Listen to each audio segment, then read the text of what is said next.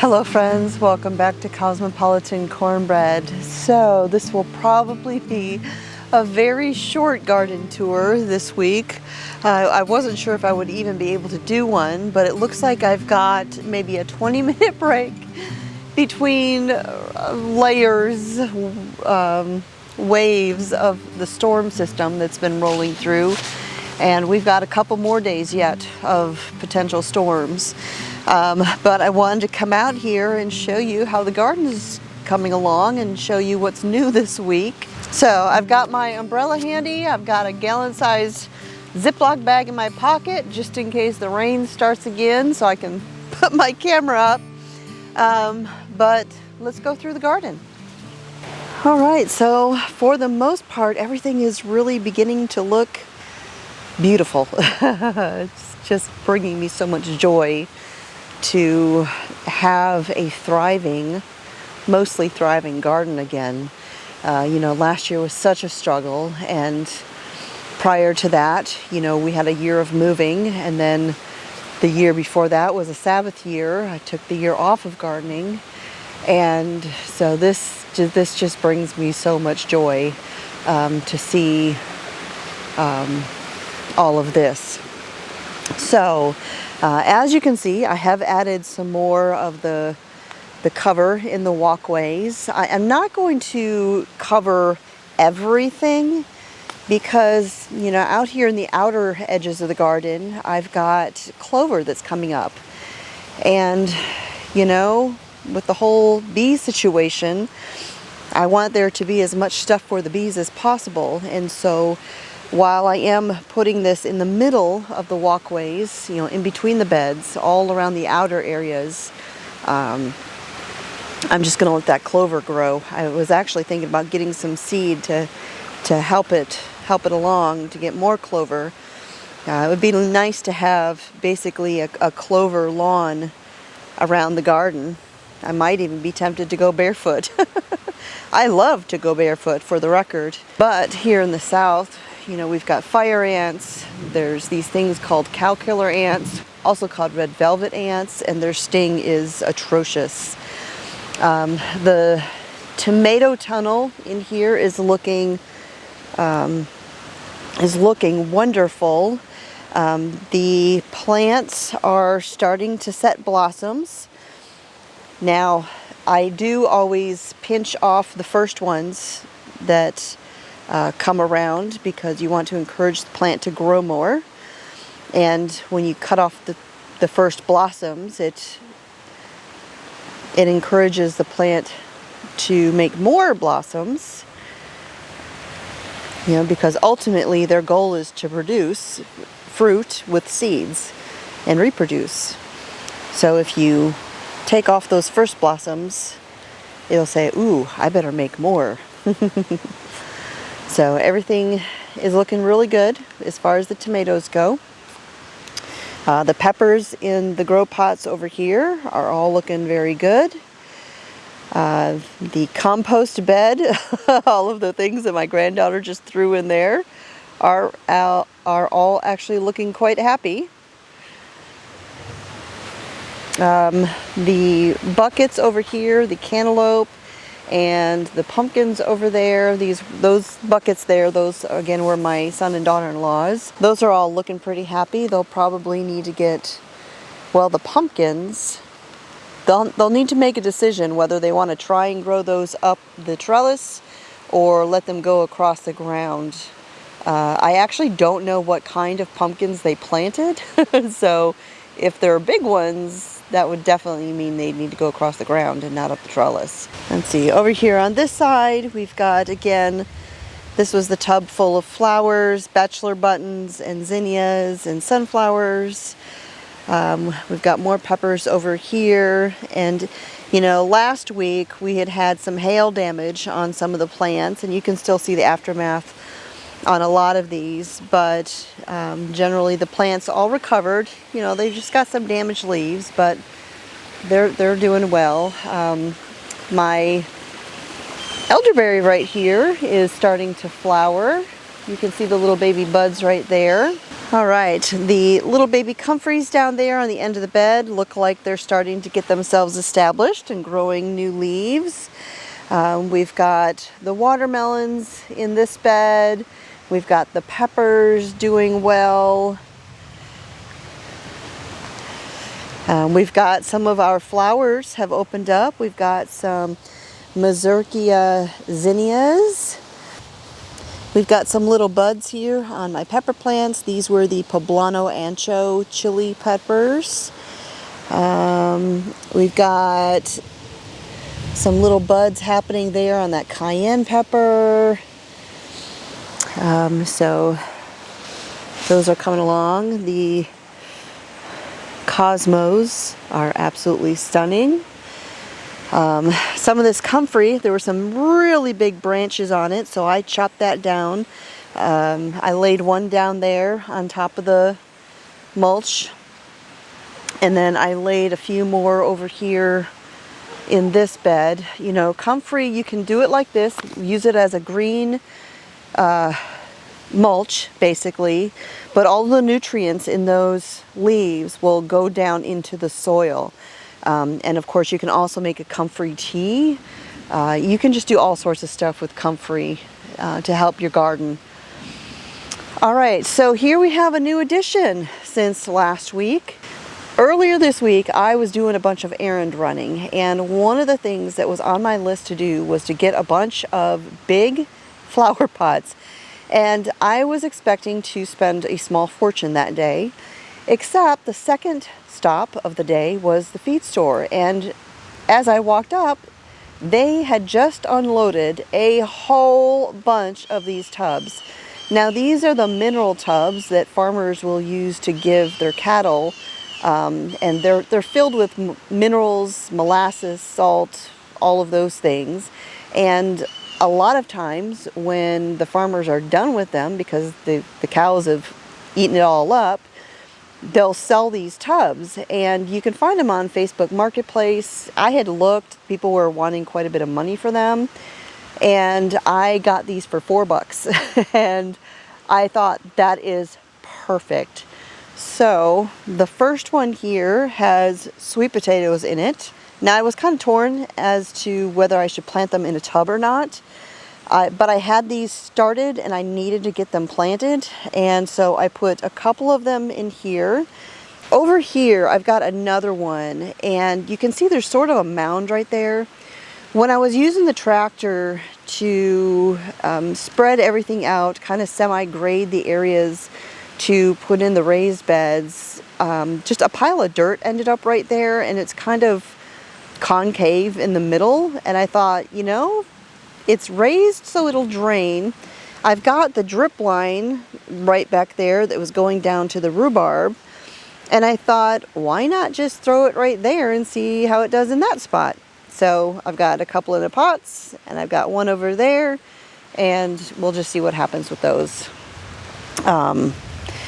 These two pots, or these two tubs right here, I planted with turmeric, and it looks like these storms have actually caused the soil to settle in a little bit. I got a root exposed right there, so let me push that down in a little bit more. But turmeric, and then this one is ginger. I had a bunch of, I mentioned in my Azure Standard haul that I might take a few of those roots and stick them in some dirt and let those grow, and so that's what I did in here. Now, to be honest, I can't remember if I planted ginger in this one or not. So when I get a chance, I'm going to come out here and stick my fingers down in there and see did I put any ginger roots in there or not, because I was in a hurry that day and I didn't label them. So I know that one's ginger, but I don't think I planted this one yet. I think I was leaving this one to put some melon seeds in. Over there, the sunflowers and watermelons are doing great. This is that goji berry plant. I stuck it in a bigger pot because I wasn't quite sure where I wanted to give it its permanent home. And so I got it out of that little bitty pot that it was in, put it in a bucket, I'm gonna stick some holes in there for drainage, but that will suffice for the time being. Everything over here is getting thick and lush and happy. We've got, I see the baby sunflowers back there that my granddaughter planted the seeds for in those cinder block cells. And there you can see where the rain water is coming down the mountain under the culvert that comes down through there.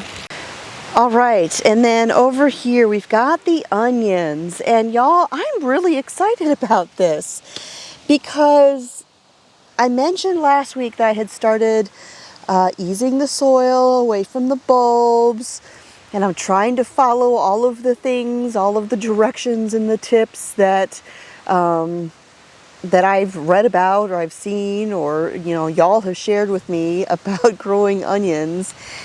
And I'm getting very optimistic that for the first time I may get an onion harvest, because these are forming bulbs. I mean, they're not real big yet, but this is better than I've ever done. So I'm very optimistic as far as the onions go.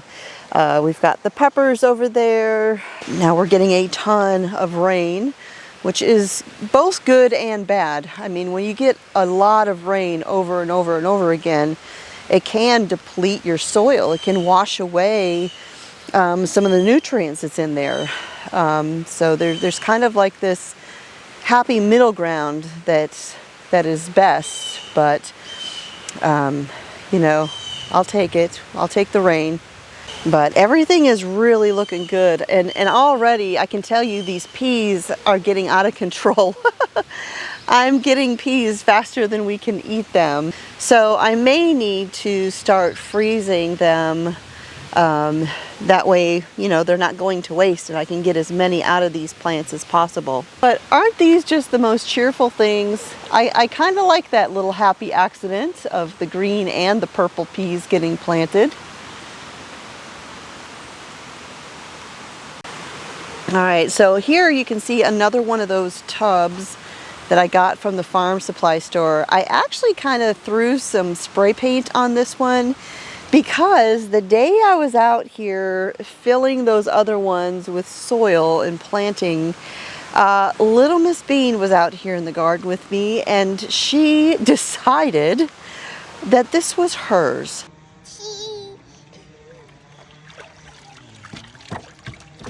Well, is that your tub? Huh? Funny. It's funny? I suppose so. So the next day I went to the feed store and I got a whole bunch more of those tubs, because even if I'm not using them this year, they will come in handy in the future, because over time this garden's going to keep expanding and these tubs are just super handy to have. All right, so over on this side I've got my little Miss Bean keeps pulling my sticks out, the painted lady runner beans.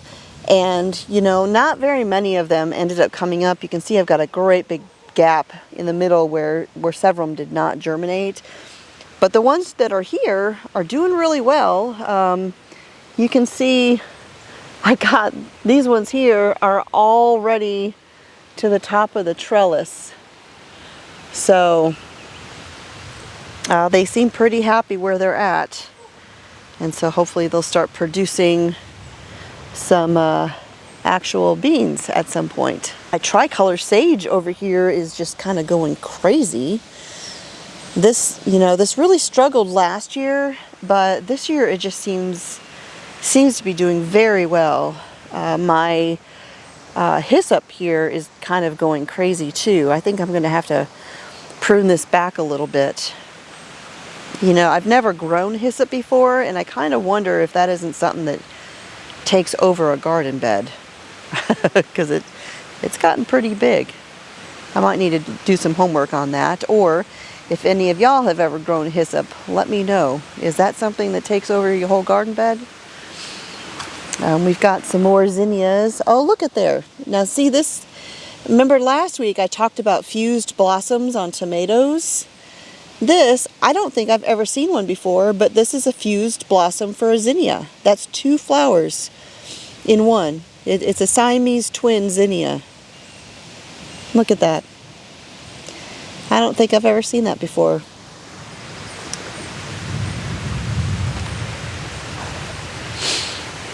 Alright, y'all, I don't know if you can hear that thunder, but it's getting louder. I don't know that we're going to have much left of this tour for today, or this week. Oh, look, I've got a queen lime zinnia opening up. These are so pretty, you guys. The green beans over here are looking good. As you can see, most of the plants, you know, we had that initial flea beetle damage, but everything's pretty much recovered. All of the new growth is looking good. I don't see any more flea beetles on all of the newer stuff. It's just confined to what was initially, you know, damaged. But these are going crazy. We've got them all over the top of the trellis already. This is why in Alabama I started growing my beans up a much taller trellis, kind of like what I have the peas on over there. And because the beans, these vines would just go all the way to the top, and then they would turn into this giant tangled mess. And so giving them as much trellis as possible was very helpful. I kind of forgot about that this year, putting these on this trellis, but that's all right. All right, we saw this a minute ago when I showed you the comfrey that I had laid down on the soil, but the zucchini is all looking really, really good, really healthy. I've gotten blossoms down there, so I don't know if anything's germinated yet. I mentioned in a previous video I may need to begin hand pollinating. We'll just have to wait and see, because y'all, I'm just not seeing bees. I'm just not seeing bees.